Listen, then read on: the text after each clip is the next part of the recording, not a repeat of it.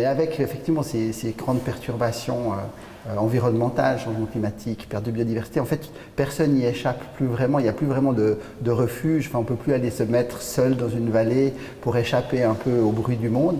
En fait, on est tous, d'une façon ou d'une autre, touchés ou rattrapés par ces questions environnementales. Et c'est peut-être ce qui fait la différence, que les questions de santé sont venues en jeu par rapport à ça, puisque ça touchait tous les humains. Et c'est vrai, si on prend le changement climatique, on voit des impacts de plus en plus importants et immédiats entre les dérèglements, que ce soit les effets météorologiques extrêmes, qui ont des effets directs sur la vie des gens, mais aussi la canicule. On voit de plus en plus arriver les questions de perte de biodiversité en lien avec l'émergence de nouvelles, de plus d'allergies et plus de problèmes humains. Et ça fait que ça change la donne. Le fait que ce soit des questions globales qui vont affecter et qui affectent tout le monde sur Terre a fait aussi qu'on a réalisé que la santé devenait un élément central en fait de ces dérèglements.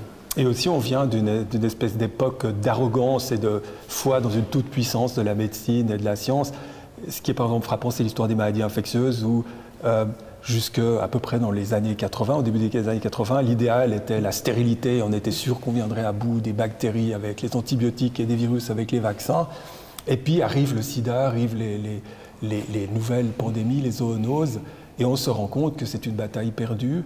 Et maintenant, on est dans une vision où l'idéal, c'est le microbiote, c'est une espèce de diversité et de bonne entente avec le monde des microbes.